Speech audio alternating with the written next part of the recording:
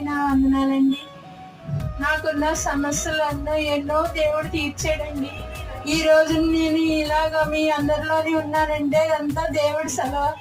దేవుడి చిత్తంలో నుండి ఏది జరగదండి. నాకే కాదు, సర్వం ఉన్న వాళ్ళ జనులందరికీ కూడా గొప్ప దేవుడు అని నేను నమ్ముచున్నానండి. నాకు ఇప్పటి నుంచి ఎప్పుడు వరకు కూడా నేను ఎదిరించే వరకు కూడా దేవుడితోనే ఉంటానని సభాముఖంగా చెప్పుకొని మనసారా దేవుడిని వేడుకుంటున్నానండి.